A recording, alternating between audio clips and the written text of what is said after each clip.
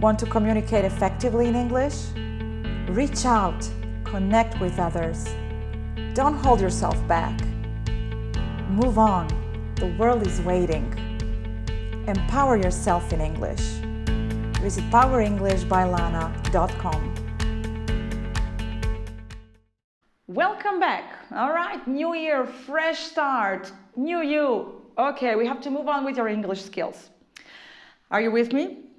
All right, here we go. So, present simple and continuous part 2. Time to shine. I guess you checked out the first part, present simple versus present continuous tense. And this is the tutorial in which we study and compare these two tenses even more closely. Now you can't get away from it, no way. So, if I ask you right on spot, can you name the main differences in the form and usage of these two tenses? You would say yes. Okay, so make sure you know the forms and that you don't confuse them. To confuse means to make unclear, to mix up things. Now, we don't want to be mixing up things. We have to be clear and confident about these things. So with the present simple, keep it simple. Just make sure to add an ending S to the third person singular. For example, she works, she goes, she dances, she plays. Okay, if you want he tries, he wants, he needs. Okay, that's not fair. You know, men always want something, need something, women dance, they have fun. Just joking. Okay, and in the negative and interrogative question forms, make sure you use the infinitive form. She doesn't dance, she doesn't play. Does she dance? Where does she work? What does he want? You know that question, like, what does he want? Okay, for a more systematic explanation and the rules, please check out our lesson on the present simple. That's the one. Speaking of the present continuous, make sure you use the verb to be and a verb with an ending ing. For example, she's dancing over there. Where is she going? You know, for a more systematic explanation, go to the lesson on the present continuous, this one. As I said earlier, we are comparing these two tenses in this tutorial. Below is the outline of both present tenses. I'm not going to take you through it because I did that in the part 1 of the tutorial on the present simple and continuous. So you can click pause to study if you haven't done it yet. Here we go.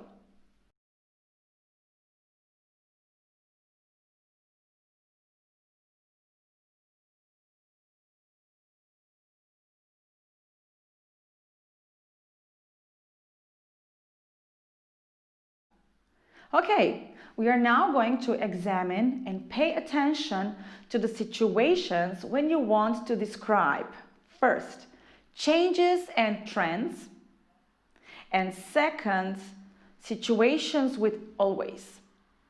Okay, so the first one, changes and trends. I prefer starting off with examples and then you'll figure out the rules and we'll break it down for you. Here we go for first one, changes and trends. People emigrate because they look for job opportunities and a better life. People from Southeast Europe are emigrating to Australia and New Zealand more than ever.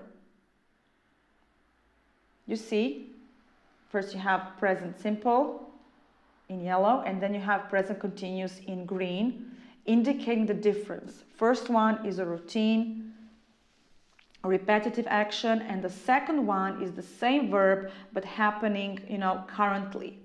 Something temporary, some trend, some change happening now. Let's move on. When a new management takes over the company, usually many changes take place in the company. Often they reorganize departments. So this is what usually happens, right? And now, a new management is taking over the company. They are reorganizing the departments and introducing new policies.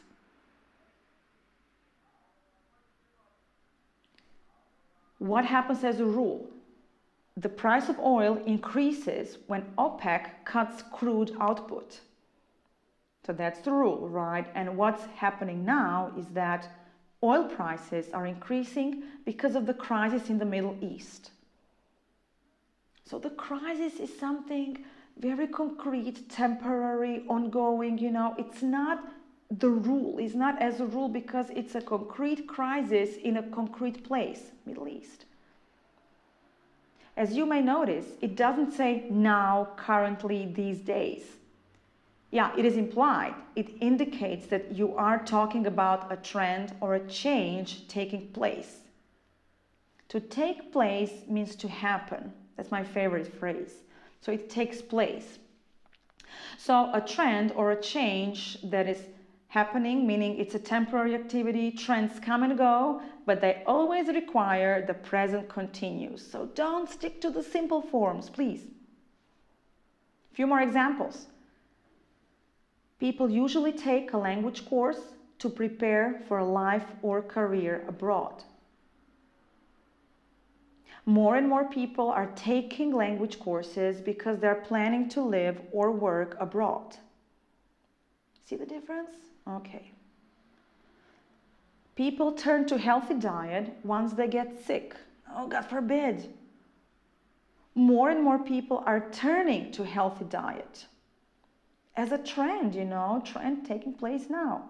So instead of, let me give you one more tip. Instead of more and more, you could also say an increasing number of people are turning to healthy diet. A few more examples. An increasing number of people are taking online language courses. An increasing number of people are emigrating abroad. And so on. You don't say when, you just declare it's taking place, it's happening, and it's different than it used to be. So guys, the world is changing, new trends are coming, but the present simple and continuous are solid as a rock. And second situations, another type of situation when you need to make sure you know the difference between the present simple and continuous is when using the adverb always. Listen to these sentences and see if you notice the difference in tone and the difference between the contexts. I always leave my keys with my neighbor when I go away. I'm always leaving my keys around the house. Mark always speeds when he's on the highway. Mark is always speeding when I'm with him in the car. Yeah, get it? So present continuous is used with always when we want to indicate annoyance or irritation about the action, when we are not happy about some repetitive action. Like I'm always forgetting the final line I need to say in the tutorial. No way, I always know exactly which final line to say. And my final line is, if you can come up with other examples, don't hesitate to send them to us once you learn when to use each one of these two tenses when it comes to changes, trends, and situations with always. See you in the follow-up, practice more, and hopefully see you in our interactive sessions to discuss this further face-to-face. See you, bye.